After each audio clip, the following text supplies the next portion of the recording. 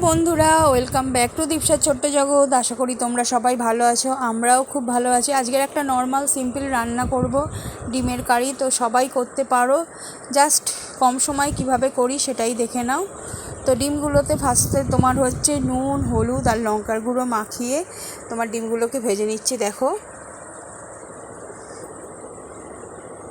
দেখো ডিমগুলোকে প্রথমে ভেজে নিচ্ছি। তো এখানে দেখতেই পাচ্ছ 6টা ডিম দিয়ে নিয়েছি, ডিমগুলোকে ভালো করে ভেজে নিলাম। তো আমার একটু লালচে লালচে আর কি ডিমটা বেশি কড়া ভাজা হলে ভালো লাগে।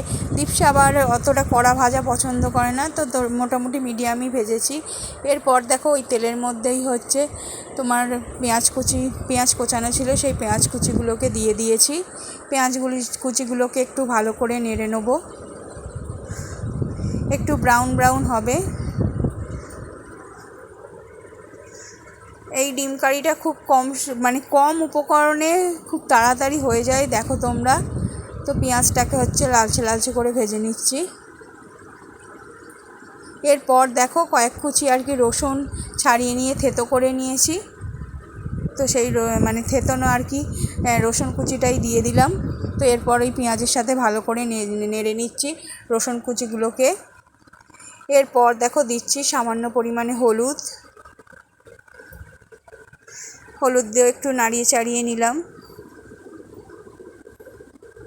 এরপরে দেখো দিলাম জিরে গুঁড়ো, আর তারপরে দেখো পরিমাণ মতো নুন।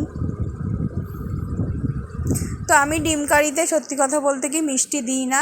তো যদি কেউ মনে করো মিষ্টি দিতে পারো, টমেটো দিতে পারো। আমার হাজব্যান্ড যেহেতু টমেটোটা অতটা পছন্দ করে না বলে আমি টমেটো দিই না। তো কাঁচা লঙ্কা দিয়ে দিলাম, আর এইদিকে আলুগুলোকে সেদ্ধ করে রেখেছিলাম, তো সেদ্ধ করা আলুগুলোকে দিয়ে দিলাম। তোমরা চাইলে টমেটো দিতে পারো বা হচ্ছে টমেটো সস দিতে পারো। কেউ যদি একটু মিষ্টি মিষ্টি পছন্দ করো, সামান্য একটু পরিমাণে চিনি দিতে পারো, কারণ আমাদের বাড়িতে কেউ মিষ্টিও পছন্দ করে না আর টমেটোও খেতে চায় না আমার হাজব্যান্ড বলে, ওই জন্য টমেটো আমি আর দিইনি।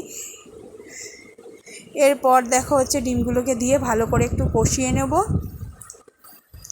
ভালো করে কষিয়ে নিচ্ছি। কষানোর পরে হচ্ছে এরপরে জল দিয়ে দেবো। যত বেশি কষাবে তেলটা আর কি বেশি ছাড়বে, তারপর জল দিয়ে দেবে।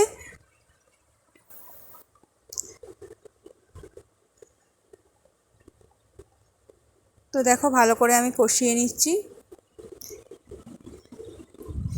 এরপর জল দিয়ে একটু ফোটালেই মোটামুটি রেডি আমার ডিমের কারি। দেখো তেল ছেড়ে দিয়েছে। তো লাস্টে হচ্ছে গরম মশলা দিয়ে দেবে, ব্যাস। খুব তাড়াতাড়ি, দেখলে কত তাড়াতাড়ি হয়ে গেল ডিম কারি। আশা করি ভিডিওটা তোমাদের ভালো লেগেছে। যদি ভালো লেগে থাকে অবশ্যই পাশে থেকো। Thank you so much.